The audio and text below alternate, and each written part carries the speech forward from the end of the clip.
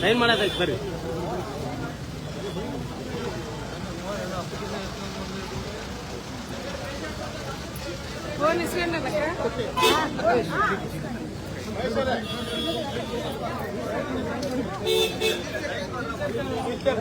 ಜಾಗ ಕೊಡಿ ಜಾಗ ಕೊಡಿ ಜಾಗ ಕೊಡಪ್ಪ. ಜಾಗ ಜಾಗ ಜಾಗ ಜಾಗ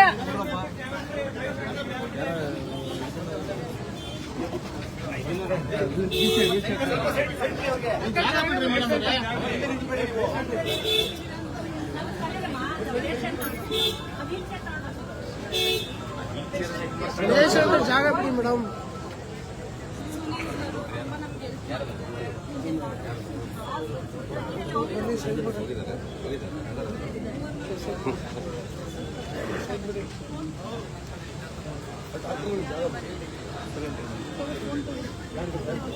ಮಾಡಿಸ್ಕೊಡ್ತೀನಿ ಇರೋ ಇಲ್ಲೇ. ಓ ಸಾರಿ.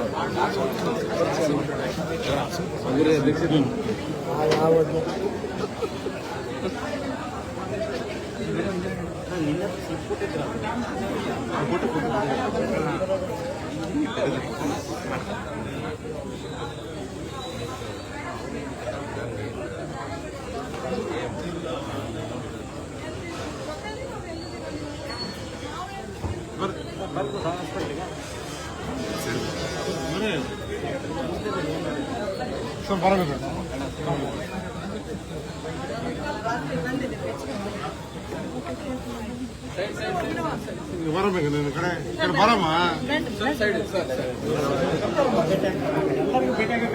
ಇಲ್ಲ ನಾವು ಚಿತ್ರದುರ್ಗದಿಂದ ಬಂದಿದ್ದೀವಿ.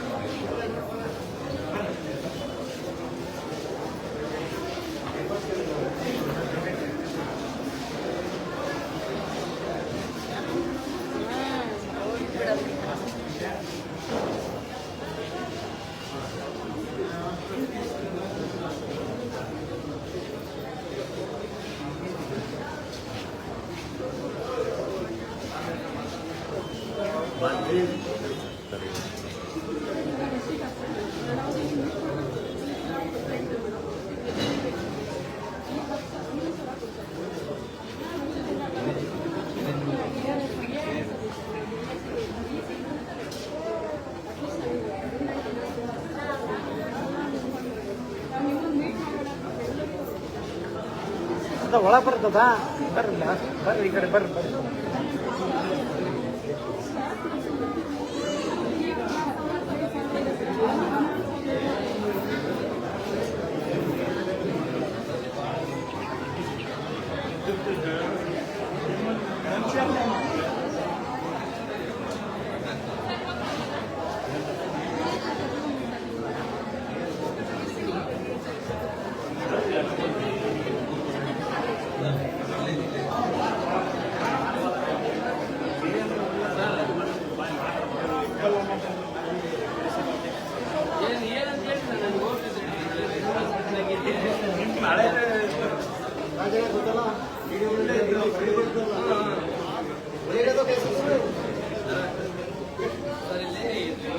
ಆಸ್ಪತ್ರೆಗಿದ್ದೆ ಒಂದು 5 ನಿಮಿಷ.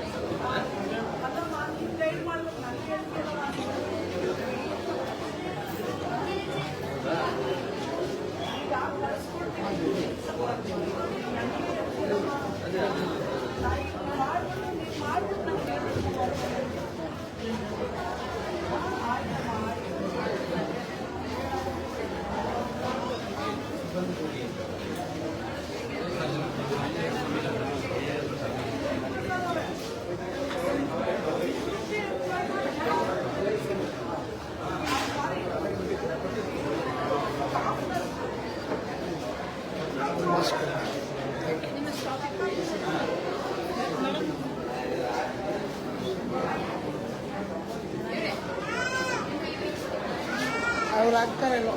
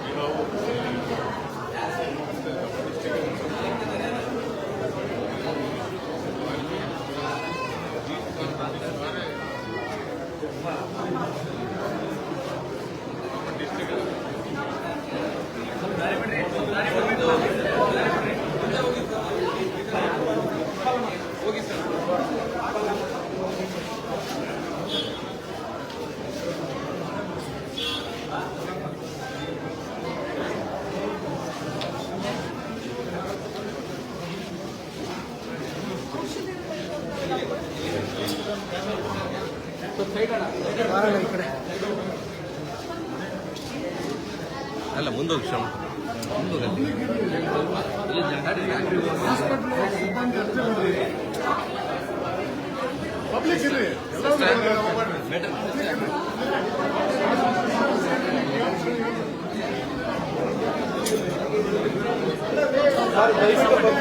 ಬರಬೇಡಿ, ಬ್ಯಾಂಗ್ಳೂರ್ಸ್ಗೆ ಬಿಡಿ.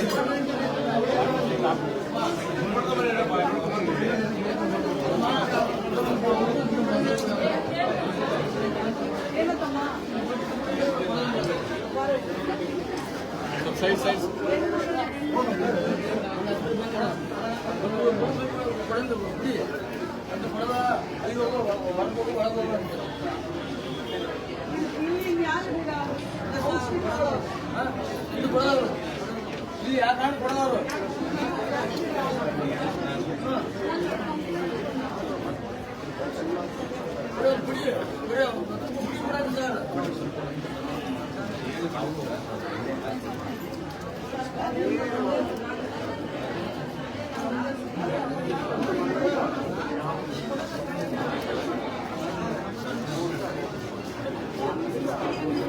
ಅಲ್ಲಿ ಜಾಗ ಬಿಡಿ ಒಂಚೂರು.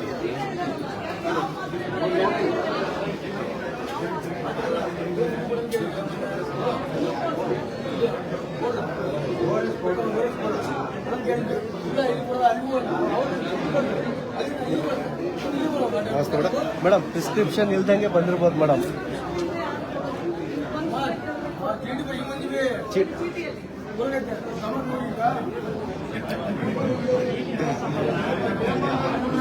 ಒಂದು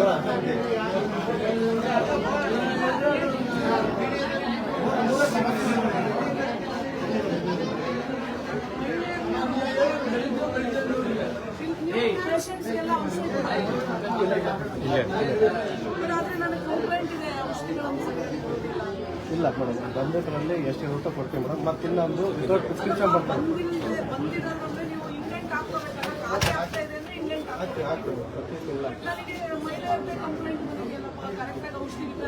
ಹೊರಗಡೆ ಬರ್ತಾರೆ, ಇಲ್ಲಿ ಸಿಗೋದಿಲ್ಲ ಹೋಗಿ ಅಂತಾರೆ. ಇನ್ನು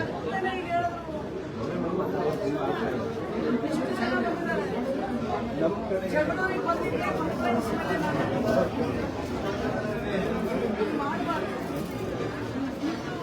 ಮಾತ್ರೆಗಳು ಖಾಲಿ ಆಗಿದ್ರೆ ನೀವು ಇಂಡೆಂಟ್ ಹಾಕ್ಸ್ತಾರೆ. ಯಾಕೆ ಪೇಷಂಟ್ಸ್ಗೆ ನೀವು ಕೊಡೋದಿಲ್ಲ? ಮತ್ತು ನನಗೆ ಕಂಪ್ಲೇಂಟ್ ಮಾಡ್ತಾರಪ್ಪ ಇರೋದ್ರಲ್ಲಿ ಅಂತ ನನಗೆ ಅರ್ಥ ಆಗಲಿಲ್ಲ. ಇರೋನಷ್ಟೇ ಟ್ರಾನ್ಸ್ಫರ್ ಮಾಡ್ತಾರೆ. ಮಾತ್ರೆ ಯಾವತ್ತು ಬರದೇ ಇರೋದಿಲ್ಲ, ಅದಕ್ಕೆ ಇವ್ರು ಕೊಡ್ತಾ ಇಲ್ಲ. ಏನೆಲ್ಲ ಅವ್ರು ಕೊಡ್ತಾರೆ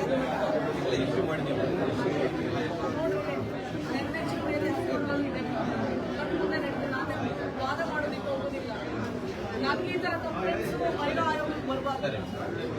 ನನಗೆ ಎಷ್ಟು ಕಂಪ್ಲೇಂಟ್ಸ್ ಬರೀ ಫಸ್ಟ್ ಕಂಪ್ಲೇಂಟ್ ಇಲ್ಲ, ಔಷಧಿಗಳು ಸರಿಯಾಗಿ ಕೊಡ್ತಾ ಇಲ್ಲ ಅಂತ. ಸರ್ಕಾರಿ ಆಸ್ಪತ್ರೆಯಲ್ಲಿ ಬಡವ ಸೇವೆಗಪ್ಪ ನೀವೆಲ್ಲ ರಾಜ್ಯದಲ್ಲಿ ಕೊಟ್ಟಿದ್ದೀರ. ಔಷಧಿ ಖಾಲಿ ಆಗಿತ್ತು ಅಂದ್ರೆ ಇಮಿಡಿಯೇಟ್ಲಿ 15 ದಿವಸಕ್ಕೆ ಮುಂಚೆನೇ ಹೇಳಬೇಕು ಅವರಿಗೆ. ನೀವು ತಗೋಬೇಕು ಕೊಡಬೇಕು, ನೀವು ಕಳಿಸ್ಲಿಲ್ಲ ಅಂದ್ರೆ ಅವ್ರು ತಗೊಳ್ಳೋದಿಲ್ಲಪ್ಪ. ಏನ್ ಹೆಸರು ಸುರೇಶ? ಇನ್ನು ಆ ಥರ ಕಂಪ್ಲೇಂಟ್ ಬರ್ತಾ ಇರೋದು ನೋಡ್ಕೋಬೇಕು. ನಿಮ್ಮ ಹತ್ರ ಔಷಧಿ ಇಲ್ಲ ಇಮಿಡಿಯೇಟ್ಲಿ ಹೇಳಿ. ಅವ್ರು ಕೊಡ್ಲಿಲ್ಲ ಮೇಲೆ DHO ಹೇಳಿ. DHOನೇ ಅಲ್ಲ, DHO ರೆಸ್ಪಾಂಡ್ ಮಾಡಲಿಲ್ಲ DC-ಗೆ ಹೇಳಿ. ಗೊತ್ತಾಯ್ತಾ? ಪರ್ಮನೆಂಟ್ ಜಾಬ್ ತಾನೇ ನಿಮ್ದು, ಯಾರು ತೆಗಿಯೋದಿಲ್ಲಲ್ಲ. ಮತ್ತೆ ಧೈರ್ಯವಾಗಿ ನೀವು ನಿಮ್ಮ ಜನರಿಗೆ ಸಹಾಯ ಮಾಡಲಿಲ್ಲ ಅಂದ್ರೆ ಯಾರು ಮಾಡ್ತಾರೆ? ಹೌದಲ್ವಾ?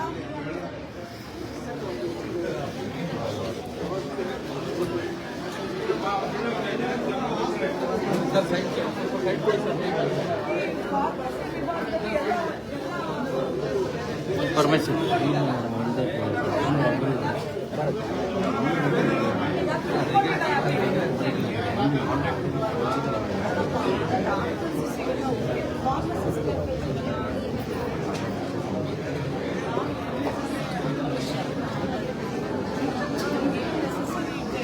ಪರ್ಮನೆಂಟ್ ಆಗಿ ತಗೊಳ್ಳಿ, ಇಲ್ಲ ಕಾಂಟ್ರಾಕ್ಟ್ ಬೇಸಿಸ್ ತಗೊಳ್ಳಿ. ಮತ್ತೆ ಯಾಕೆ ಬೈಯವ್ರು ಮಾಡ್ತೀವಿ?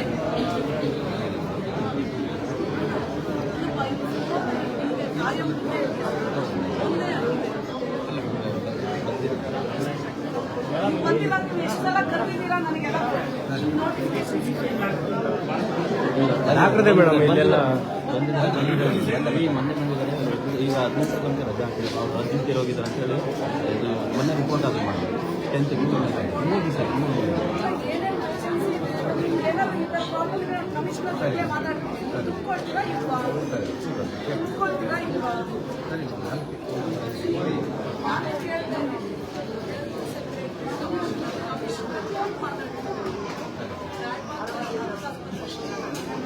ನಾನು ಅವರಿಗೆ ನಿಮಗೆ ಪರ್ಮನೆಂಟ್ ಪಟ್ಟೆ ಕೊಡಿ ಡ್ರಗ್ಸ್ ತಗೊಂಡು ಏನು ಮಾಡಿ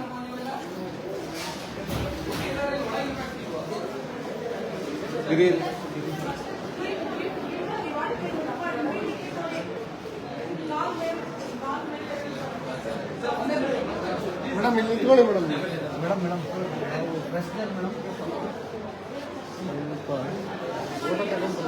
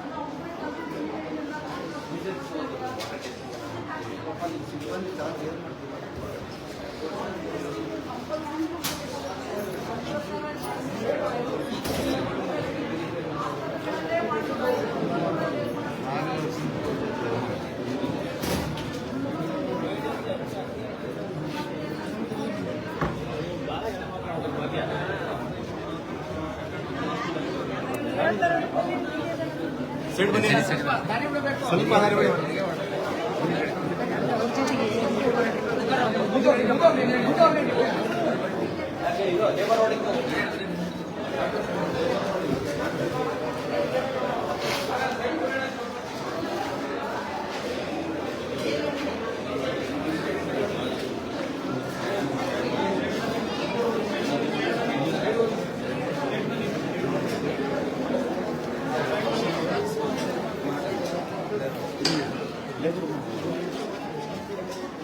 ಇನ್ಫೆಕ್ಷನ್ ಆಗುತ್ತೆ ಒಬ್ಬರೇ ಕ್ವಾಲಿಫೈ ನ್ಯಾಷನಲ್ ಸ್ಟ್ಯಾಂಡರ್ಡ್ಗೆ ಅಲ್ಲೇನು ಬೇಡ ಹಿಂದೆ ಬರ್ತಾರೆ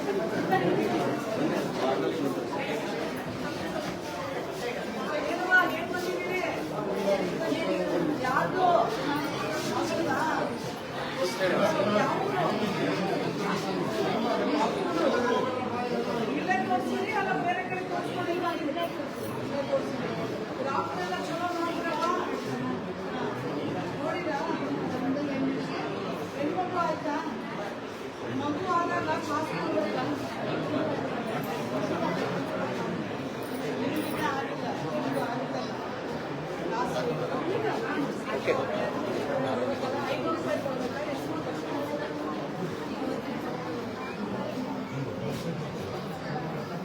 ಕೊಡ್ಬೇಕಾ ಅಂತ ಬಂದಿದ್ದೀರಾ ಯಾರಿಗೆ ಕೊಡ್ಬೇಕು ತಾನೆ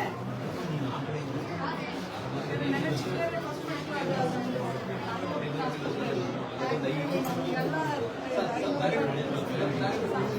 ಮಗು ಆದಾಗ 500 ರೂಪಾಯಿ ಇಸ್ಕೊಂಡು ಹೋಗ್ಬೇಕಾದ್ರೆ 500 ರೂಪಾಯಿ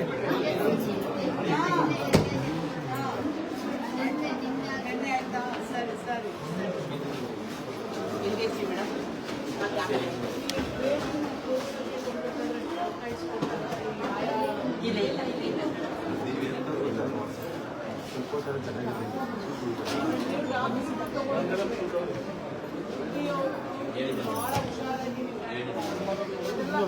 ಎಷ್ಟೇ ಕಷ್ಟಪಟ್ಟು ಯಾರು ಕೆಲಸ ಮಾಡ್ತಾರೆ ನಿಜ ಕಡೆ ಎಲ್ಲ ಕಷ್ಟ ಇದನ್ನೆಲ್ಲ ಬಹಳ ಸೆನ್ಸಿಟಿವ್ ಆಗಿ ನಾನು ನಿನ್ನೆ ಇಡೀ ಆಸ್ಪತ್ರೆಯಲ್ಲಿ ಬರೀ ಅದೇ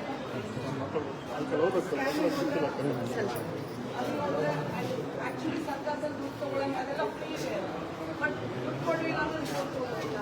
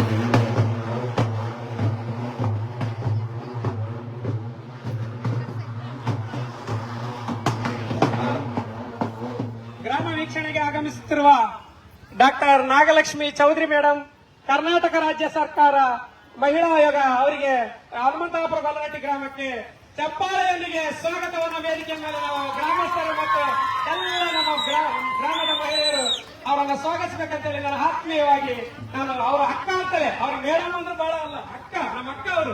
ಈ ಅಕ್ಕಗೆ ಗೊಲ್ಲರಟ್ಟಿಗೆ ಆಗಮಿಸಿರ್ತಕ್ಕಂಥ ನಾಗಲಕ್ಷ್ಮಿ ಅಕ್ಕಗೆ ಇದು ಸ್ವಾಗತ ಸುಸ್ವಾಗತ. ಹಾಗೆ ನಮ್ಮ ಊರಿನಲ್ಲಿ ಜರುಗಿಸುತ್ತಿರುವ ಶ್ರೀ ಕರಿಯಮ್ಮ ಜಾತ್ರಾ ಮಹೋತ್ಸವಕ್ಕೆ ಅದ್ಭುತವಾದಂತಹ ಸ್ವಾಗತವನ್ನು ಗ್ರಾಮಸ್ಥರು ನಾವು ಅಕ್ಕಗೆ ಪ್ರೀತಿಯಿಂದ ನಾವು ಸ್ವಾಗತಿಸ್ತಾ ಇದೀವಿ. ವೇದಿಕೆಯ ಮೇಲೆ ಮೇಡಮ್ ಅವರು ಆಸೀನರಾಗಬೇಕು ಅಂತ ಹೇಳಿ ತಾವು ಗೌರವಪೂರ್ವಕವಾಗಿ ತಾವೆಲ್ಲರೂ ಚಪ್ಪಾಳೆಯೊಂದಿಗೆ ಅವರ ಗೌರವವನ್ನು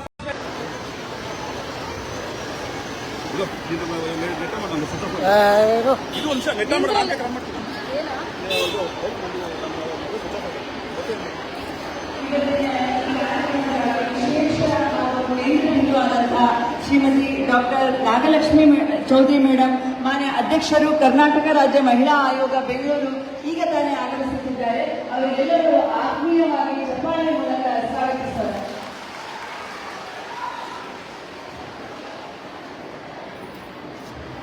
ಗಣ್ಯರೆಲ್ಲರೂ ಹಾಗೂ ಅಧಿಕಾರಿ ವರ್ಗದವರು ವೇದಿಕೆಯನ್ನು ಅಲಂಕರಿಸಿದ್ದಾರೆ.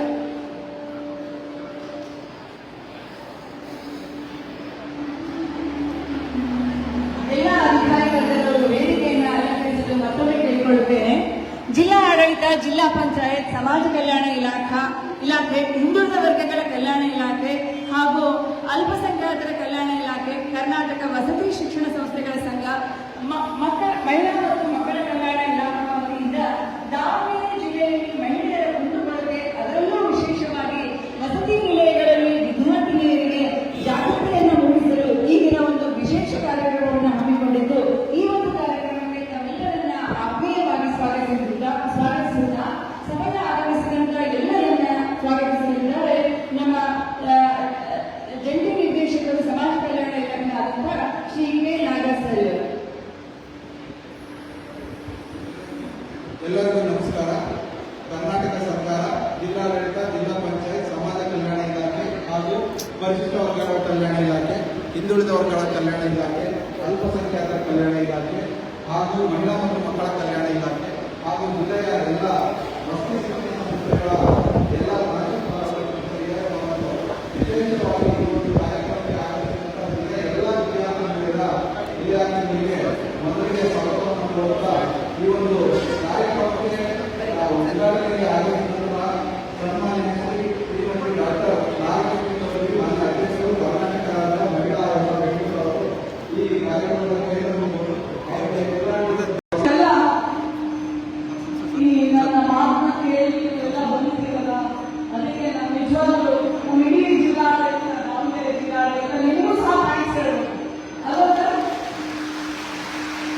ಯಾಕಂದ್ರೆ ನಾನು ಇಷ್ಟ ಕಾರ್ಯಕ್ರಮದಲ್ಲಿ ನೋಡ್ತೀನಿ, ಮಕ್ಕಳು ಅನುಕೂಲ ಇಲ್ಲ, ಮಾತಾಡೋದು ಶುರು ಮಾಡ್ತೀನಿ, 3-4 ಜನ ಕಾರ್ಯಕ್ರಮ ಓಡ್ತಾ ಇರ್ತಾರೆ. ಅದಕ್ಕೆ ನಾನು ಯಾವಾಗ ಒಂದು ಮಾತು ಹೇಳ್ತಾ ಇರ್ತೀನಿ, ನೀವು ಜನರಿಗೆ ಇರಬೇಕಾದ್ರೆ ರಾಗಿ ಅಥವಾ ಯಾವುದೇ ಒಂದು ದವಸ ಧಾನ್ಯನ ಜಲ್ದಿ ಇಟ್ಟಾಗ ಮನೆಯಲ್ಲಿ ಇಟ್ಕೊಂಡು ಬೂಸ್ಗೆ ಹೋಗಿರೋವು ಎಲ್ಲ ತಳ್ಳಿರೋವು ಬೂಸ ಎಲ್ಲ ಹೋಗುತ್ತೆ, ಉಳ್ಕೊಳ್ಳೋದು ಮಾತ್ರ ಗಟ್ಟಿಗಿರೋದು. ಹಾಗಾಗಿ ನಿಮಗೆ ತಾಳ್ಮೆ, ಶ್ರದ್ಧೆ, ಶ್ರಮ ಇವು 3 ಇದ್ರೆ ಗೆಲುವು ಖಂಡಿತ ನಿಮಗೆ. ಸಭಾ ಹೊಡೆಯಕ್ಕೆ ಅನಿಸ್ತಾ ಇಲ್ಲ. ಭಾಷಣಕಾರರಿಗೆ ಸಫಾಳೆ ಔಷಧಿ ಅಂತ. ಹಾಗಾಗಿ ಜಿಲ್ಲಾಧಿಕಾರಿ ಕಚೇರಿಯಲ್ಲಿ ಇಡೀ ಜಿಲ್ಲಾಡಳಿತ ಮಂಡಳಿಗೆ ನಾನು ಮೊನ್ನೆ ನಮ್ಮ ಪೊಲೀಸ್ ಆಫೀಸರ್, ಎಷ್ಟು ಪೊಲೀಸ್ ಆಫೀಸರ್ ಅಷ್ಟು ಜನಕ್ಕೆ ಗೊತ್ತಾ? ಅಂದ್ರೆ ಉಮಾ ಮೇಡಮ್ ಎಷ್ಟೋ ಜನಕ್ಕೆ ಅವ್ರ ಜಿಲ್ಲೆ ಪೊಲೀಸ್ ಆಫೀಸರ್ಗೆ ಗೊತ್ತಿರಲ್ಲ. ಮುಖಾಂತರ ಮಕ್ಕಳು ನಿಮ್ಮನ್ನ ಗುರುತಿಸ್ತಾರೆ ಅಂತಂದ್ರೆ ನೀವು ಅವ್ರ ಮನಸ್ಸು ಮುಟ್ಟಿದ್ದೀರಾ ಅಂತ ಅರ್ಥ.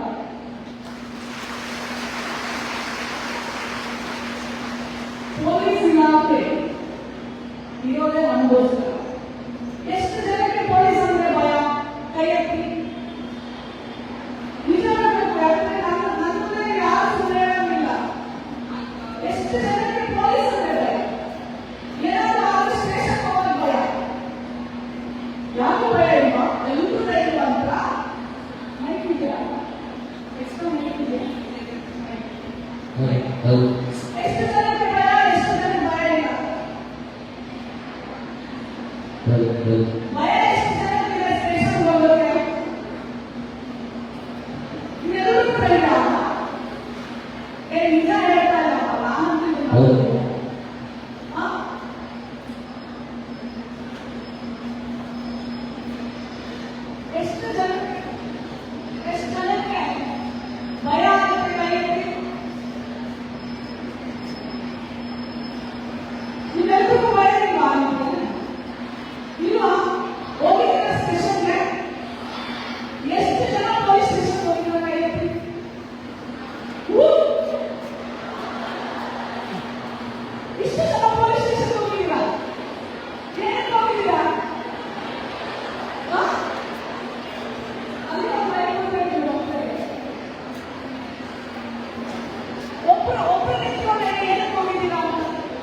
ಒಳ್ಳೆಯದು.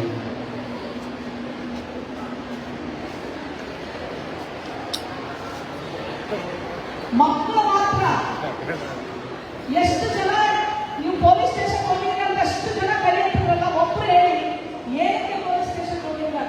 ಕೊಡಿ ಮೈಕು, ಯಾರಾದ್ರೂ ಮೈಕ್ ಇಸ್ಕೊಳ್ಳಿ.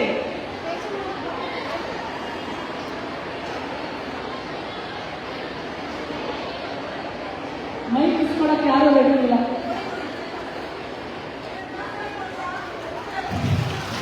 ಎಲ್ಲರೂ ಅವ್ರಿಗೆ ತಗೊಳ್ಳೋ ಹೊಡಿಬೇಕಪ್ಪ.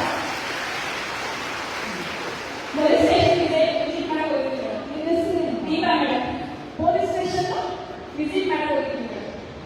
ಸುಮ್ಮನೆ ಹೋಗಿದ್ರ? ಹಳೆ ಕಾಲೇಜ್ ಮೇಡಮ್ ನಂದು ಕಾಲೇಜ್ ವತಿಯಿಂದ ನಾವು ವಿಸಿಟ್ ಮಾಡಿ ಹೋಗಿದ್ದೀವಿ. ಕಾಲೇಜ್ ವತಿಯಿಂದ ಹೋಗಿದ್ರ? ಯಾರು ಭೇಟಿ ಆದ್ರಿ?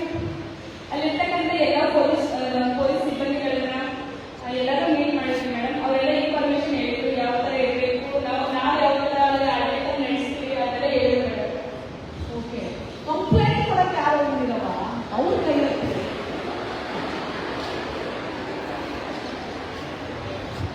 ಯಾರಾದ್ರೂ ಇದೆಯಾ? ಇಲ್ಲ.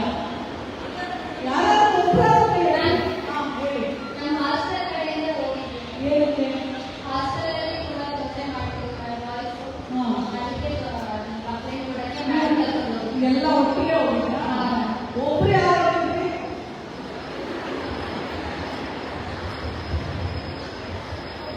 ಒಬ್ರು ಯಾರು ಹೋಗಿದ್ರಿ? ಇಷ್ಟು ಜನರಿಗೆ ಯಾರು ವೈಯಕ್ತಿಕ ಯಾವುದು ತೊಂದರೆ ಆಯಿತು, ಏನೋ ಹೋಗ್ಬೇಕು ಮಾತಾಡಬೇಕು ಸ್ಟೇಷನ್ ಅಲ್ಲಿ, ಯಾರು ಹೋಗಿಲ್ಲ? ಯಾರು ತೊಂದರೆ ಆಗೇ ಇಲ್ವಾ? ಆಗಿದೆ. ಈಗ ಕೈ ಎತ್ತಾ ಇದೆಯಮ್ಮ ನೀವು? ಹಿಂದೆ ಯಾರು ಇಲ್ಲ? ಯಾರಾದ್ರೂ ತಗೊಳ್ತೀರಾ ಮೈಕು? ನಾನು ಯಾಕೆ ಮಾತು ಕೇಳ್ತಾ ಇದ್ದೀನಿ ಗೊತ್ತಾ? ಎಲ್ಲ ಇದು ಕಾನ್ಸಂಟ್ರೇಟ್ ಮಾಡೋಣ, ಎಲ್ಲ ನೋಡ್ತಿದ್ರೆ ಯಾಕೆ? ಓಕೆ. ಯಾಕೆ ಮಾತು ಕೇಳ್ತಾ ಇದ್ದೀನಿ ಅಂದ್ರೆ, ಇವತ್ತು ಸಹ ನಮ್ಮಲ್ಲಿ ನಡೀತಾ ಇರುವಂತ ದೌರ್ಜನ್ಯ ಇರ್ಬೋದು, ಬ್ಲ್ಯಾಕ್ ಮೇಲ್ ಇರ್ಬೋದು, ನಾವು ಸ್ಟೇಷನ್ ಹೋಗಲ್ಲ. ಹೋದ್ರೆ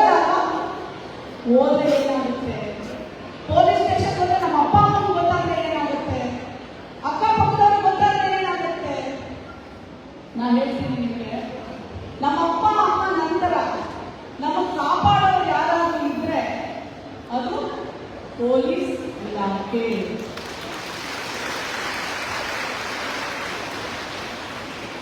ಎಲ್ಲ ಪೊಲೀಸ್ ಅಧಿಕಾರಿಗಳು ಕಳ್ಳರಲ್ಲ, ಸುಳ್ಳರಲ್ಲ, ಕೆಟ್ಟವರಲ್ಲ. ಇವತ್ತು ಇಡೀ ಭಾರತ ದೇಶದಲ್ಲಿ ನಮ್ಮ ಕರ್ನಾಟಕ ಪೊಲೀಸ್ ನಂಬರ್ 1 ಸ್ಥಾನದಲ್ಲಿದೆ ಅಂತಂದ್ರೆ ಅವ್ರು ಒಳ್ಳೆಯವರು ಅಂತ ಅರ್ಥ. ಅವ್ರು ನಮ್ಮನ್ನ ಪ್ರತಿದಿನ ರಕ್ಷಣೆ ಮಾಡ್ತಾ ಇದ್ದಾರೆ ಅಂತ ಅರ್ಥ. ಗೊತ್ತಾಯ್ತಾ? ಯಾಕೆ ಅಂದ್ರೆ ಒಂದು ಹೆಣ್ಣು ನನಗೆ ಡಿಗ್ರಿ ಫಸ್ಟ್ ಇಯರ್ ಓದ್ತಾ ಇರೋ ಒಂದು ಹೆಣ್ಣು ಜೇವರ್ಗಿಯಿಂದ ಫೋನ್ ಮಾಡಿದ್ರು. ಏನಂತ? ನಾನು ಜೇವರ್ಗಿಗೆ ಹೋದಾಗ ಅವರನ್ನೆಲ್ಲ ಉದ್ದೇಶಿಸಿ ಮಾತಾಡಿದ್ದೆ. ಒಂದು ಮಗ ಅವನಿಗೆ ಇನ್ಸ್ಟಾಗ್ರಾಮ್ ಮೇಲೆ ಫ್ರೆಂಡ್ ಆಗ್ತಾನೆ. ಯಾವ್ದ್ರ ಮೇಲೆ? ಇನ್ಸ್ಟಾ. ಎಷ್ಟು ಜನ ಇನ್ಸ್ಟಾ ಯೂಸ್ ಮಾಡ್ತೀರಾ? ಇದಕ್ಕೆ ಒಂದು ಸವಾಲು. ಇದು ಜೋರಾದ ಸವಾಲು ಆಯ್ತದಪ್ಪ. ಇನ್ಸ್ಟಾ ಮೇಲೆ ನನ್ನ ಎಷ್ಟು ಜನ ನೋಡಿದ್ದೀರಾ?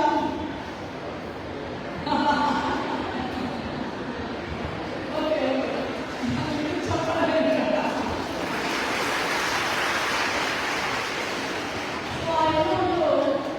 ನನಗೆ ಫೋನ್ ಮಾಡೋದು ಹತ್ಕೊಂಡಿದ್ದೆ. ನನ್ನ ನಂಬರ್ ಇತ್ತು ಅವಳ ಹತ್ರ.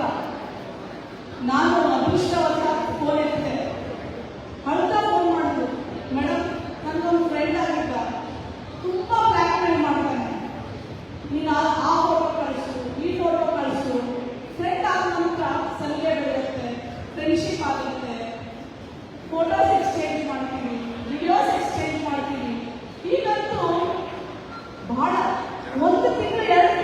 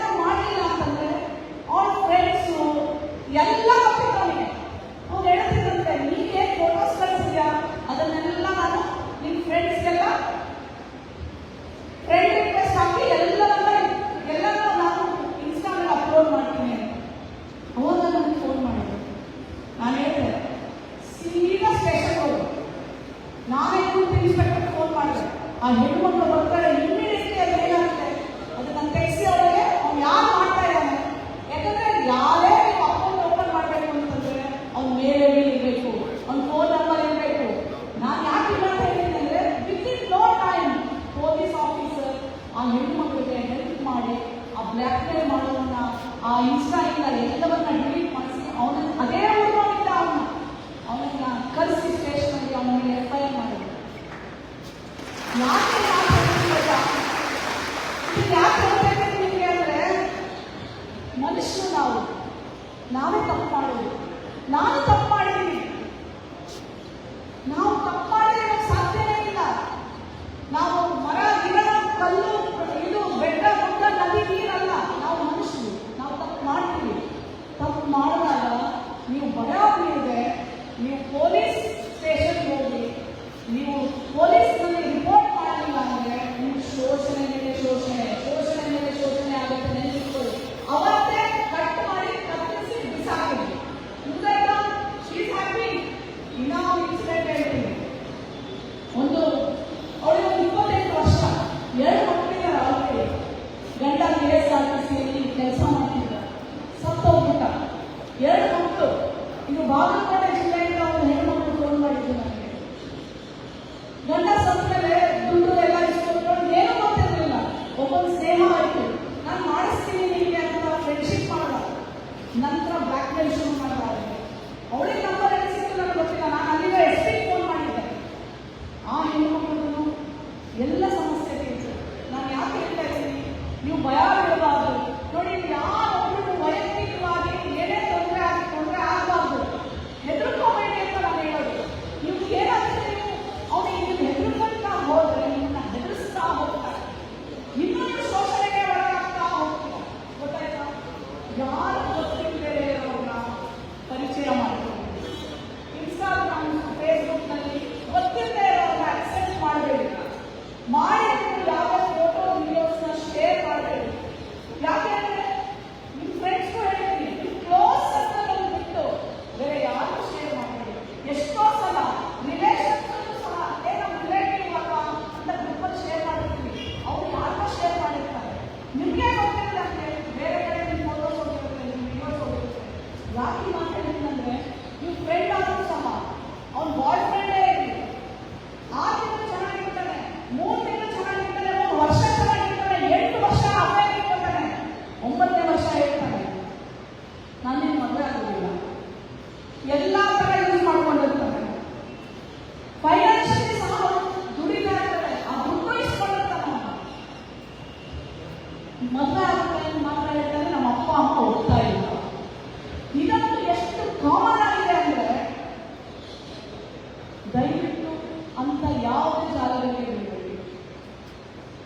ಎಷ್ಟೋ ಇನ್ನೂ ಬೇರೆ ಹೇಳ್ತೀನಿ, ಹುಡುಗ ಬೇರೆ ಕಮ್ಯುನಿಟಿ ಇರ್ತಾನೆ, ಹೆಣ್ಮಗಳು ದಲಿತ ಕಮ್ಯುನಿಟಿಯಿಂದ ಬಂದಿರ್ತಾರೆ. ಎಲ್ಲ